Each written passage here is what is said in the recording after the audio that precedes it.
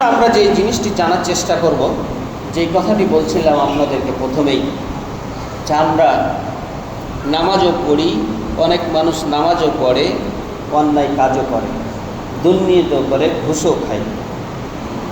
কিন্তু আল্লাহ তাআলা বলছেন যে ইন্নাস সালাতা তানহা আনিল ফাহশাই ওয়াল মুনকার ওয়ালা যিকরুল্লাহি আকবার ওয়াল্লাহু ইয়ালামু মা তাসনাউন। আল্লাহ তাআলা বলছেন যে নিশ্চয়ই সালাত তোমার ফাহেসা অশ্লীল বেহায়াপনা কাজ থেকে তোমাকে একমাত্র বিরত রাখবে, সেটা হচ্ছে সালাত, অর্থাৎ নামাজ। কিন্তু আমরা তো তার বিপরীত দেখি।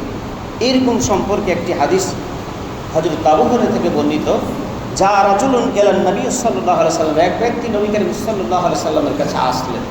আসার পর বলছেন ফাকালা ইন্না ফুলানান ইউসাল্লি বিল-লাইল, অর্থাৎ অমুক একজন ব্যক্তি রাতে দেখা যায় ইউসাল্লি বিল-লাইল, রাতে হচ্ছে নামাজ পড়ে, ফাইজা আসবাহা সারাকা, এবং যখন সে সকাল করে তখন সে চুরিও করে। কলা ইন্নাহু সায়ানহাহু মা তাকুলু, আপনি যে বললেন নামাজ হচ্ছে তার বেহায়াপনা অশ্লীল কাজ থেকে বিরত রাখবে, তাহলে কেন তাকে রাখেন? আল্লাহ নবী বললেন যে দেখো, একমাত্র নামাজই তাকে পারে এই অশ্লীল বেহায়াপনা কাজ থেকে তাকে বিরত রাখতে। একটা রিপোর্টে দেখলাম বর্তমান বাংলাদেশে বেনামাজির সংখ্যা, নামাজির সংখ্যা মাত্র 52%। নামাজির সংখ্যা 52%। 99% লোকের ভিতরে আমরা যে রিপোর্টটি পেলাম আমি, সেটা হচ্ছে মাত্র 52% হচ্ছে মানুষ নামাজ পড়ে। এর ভিতরেও 2-3% মানুষ সঠিকভাবে নামাজ পড়া জানে, অন্যথা জানি। আর 48% মানুষ হচ্ছে যারা কেউ হচ্ছে 2 ওয়াক্ত, কেউ 3 ওয়াক্ত, কেউ হচ্ছে টোটালি পড়ে না, কেউ হচ্ছে শুধু খালি জুমা পড়তে আসে আর নামাজ পড়ে। তা আমি যে কথাটি বলতে চাচ্ছি, যে নবী করিম সাল্লাল্লাহু আলাইহি সাল্লাম বললেন নিশ্চয়ই তার নামাজি শীঘ্রই তাকে সেই বেহায়াপনা খারাপ কাজ থেকে তাকে বিরত রাখবেই। আল্লাহ তাআলা বললেন যে তোমাকে এই নামাজ খারাপ কাজ থেকে বিরত রাখবেই। আর আমরা বললাম যে নামাজ তো পড়ে, অন্যায় কাজও করে। এর কয়েকটা তাফসির এসেছে, তাফসির ইবনে কাসিরে কয়েকটা কথা রয়েছে, অন্য তাফসিরেও সেই কথাগুলোও রয়েছে। এমন এক সময় আসবে যে অন্যায় কাজ করে, সে বুঝে শুনে করে যে আমি এই কাজটা করছি, হয়তো বা একদিন সে ছেড়ে দিতে পারে। এটা একটা ব্যাখ্যা। আর একটা হচ্ছে হয়তোবা আল্লাহ তাআলা এই নামাজের মাধ্যমে এমন একদিন আসবে সে নামাজ ছেড়ে দিবে। আরেকটি ব্যাখ্যা রয়েছে অন্তত পক্ষে সে যখন নামাজ পড়ে তখন অন্তত পক্ষে সে নামাজ থেকে, অন্যায় কাজ থেকে সে বিরত রাখবে। এটাই আল্লাহ তাআলার সেই কথাটি রয়েছে। এখানে আমরা যে জিনিসটি জানার চেষ্টা করব, যে কোন কোন কাজগুলি প্রতিষ্ঠা করতে পারলে আল্লাহ তাআলা যে কথাটি বলেছেন যে তাকে অন্যায় অশ্লীল বেহায়াপনা কাজ থেকে রক্ষা করবে। 5টা কাজ, মানুষ যদি 5টা কাজ প্রতিষ্ঠা করতে পারে তাহলে তার নামাজ অশ্লীল বেহায়াপনা খারাপ কাজ থেকে তাকে রক্ষা করবে। নাম্বার 1 নাম্বার সেটা হচ্ছে আল ইখলাস। আল ইখলাস অর্থাৎ একনিষ্ঠ, এটি ফরজ। আপনাকে নামাজ পড়তে হবে একেবারে একনিষ্ঠভাবে আল্লাহকে খুশি করার জন্য, অন্য কোনো উদ্দেশ্য থাকা চলবে না। লোক দেখানো, মানুষকে খুশি করা, নেতাকে খুশি করা, মানুষকে খুশি করা। সামনে নির্বাচন আসছে, যদি নামাজ না পড়ি ভোট আর কমে যাবে, ভোট আমাকে দিবে না, এইরকম মানুষ আমাদের সমাজেও রয়েছে। তো একটাই উদ্দেশ্য হবে একনিষ্ঠ আল্লাহকে খুশি করার জন্য, আল্লাহকে সন্তুষ্ট করার জন্য। যদি এইভাবে নামাজ পড়তে পারে ইনশাআল্লাহ তার নামাজ তাকে অশ্লীল বেহায়াপনা খারাপ কাজ থেকে রক্ষা করবে। সে কথাটি আল্লাহ তাআলা বলছেন, আমার কথা না শুনে আল্লাহর কথা শুনেন। ওয়ামা উমিরু ইল্লা লিয়া'বুদুল্লাহা মুখলিসিনা লাহুদ-দীন হুনাফা ওয়া ইউকিমুস সালাতা ওয়া ইউতুজ যাকাতা ওয়া যালিকা দীনুল কাইয়্যিমা। আল্লাহ তাআলা বলছেন আল্লাহ নবীকে, হে নবী, তুমি যখন ইবাদত করবে একনিষ্ঠভাবে ইবাদত করো। আল্লাহ নবীকে যদি আল্লাহ তাআলা এই কথাটা বলতে পারেন, তাহলে আমি আপনি কোথায়? যারা নামাজে দাঁড়ালে, সাহাবীদেরও কথা এসেছে যে তারা নামাজে দাঁড়ালে তাদের শরীরে তীর এসে 1টা 2টা না 80টা তীরও যদি তাদের শরীরে লেগে যেত, নামাজ থেকে কখনো তারা মাহরুম হতেন, অর্থাৎ নামাজ ছেড়ে দিতেন। আর আমাদের সামান্য যদি একটা মশা লাগে, তাও আস্তে করে হাতটা নিয়ে যেয়ে আমরা মারার চেষ্টা করি। তাহলে আমাদের নামাজ আর তাদের নামাজের ভিতরে কত পার্থক্য, একটা চিন্তা করি।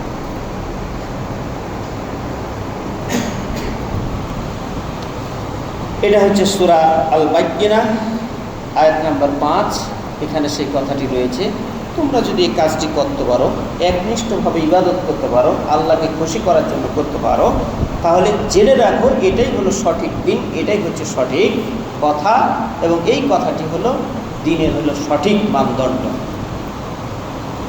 দ্বিতীয়, সেটা হচ্ছে খশিয়াতুল্লাহ, আল্লাহর ভয়।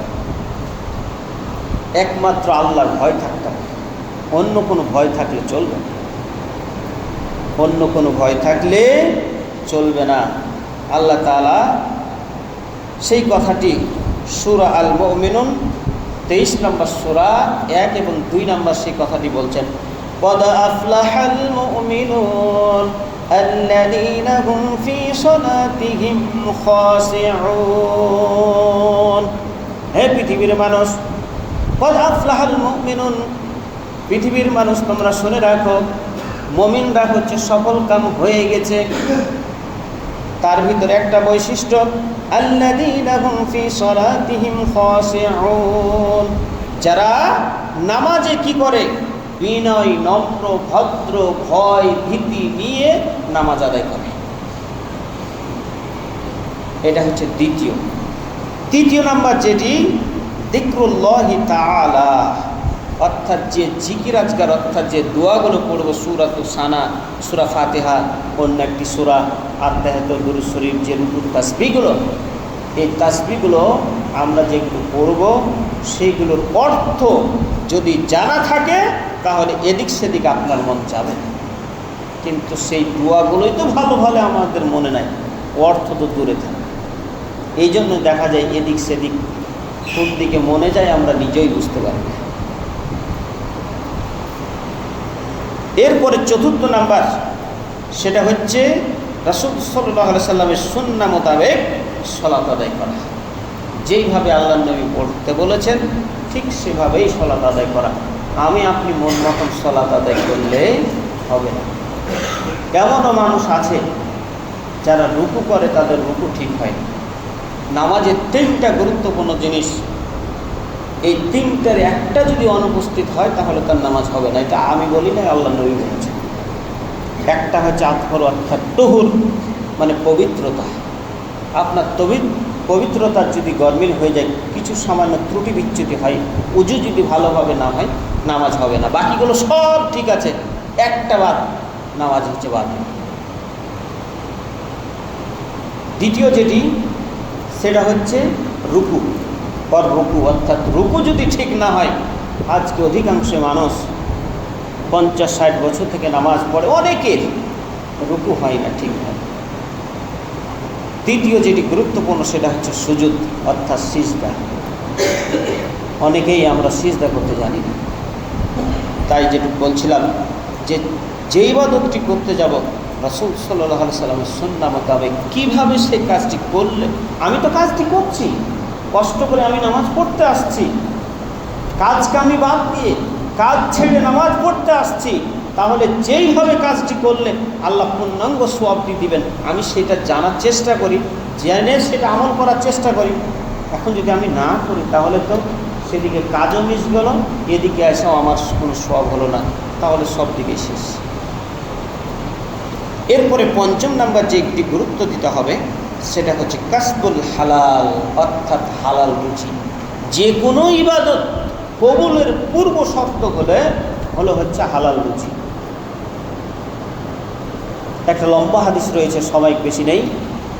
একজন ব্যক্তি খুব অনুনয় বিনয় করে খুব কষ্ট করে হাত তুলে আল্লাহর কাছে দোয়া করছে, কাঁদছে আর অনেক কিছু করছে।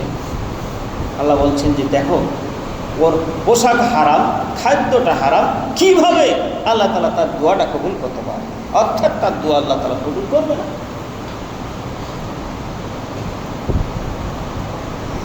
এই 5টা জিনিস যদি আমরা প্রতিষ্ঠা করতে পারি তাহলেই কি হবে? ইন্নাস সালাতা তানহা আনিল ফাহশাই ওয়াল মুনকার। আল্লাহ তাআলা বলছেন যে তোমাদের এই নামাজ বেহায়াপনা, অশ্লীল খারাপ কাজ থেকে বিরত রাখবে। এই 5টা জিনিস যদি আমরা প্রতিষ্ঠা করতে পারি তাহলে আমাদের নামাজ হলো সাকসেসফুল, এবং যত অন্যায় আছে ইনশাআল্লাহ একে একে সেইগুলো বিদরিত হয়ে যাবে, দূরীভূত হয়ে যাবে। সেইগুলি যেন দূরীভূত হয়ে যায়, আল্লাহ সেই তৌফিক দান করুন। আমরা সবাই বলি আল্লাহুম্মা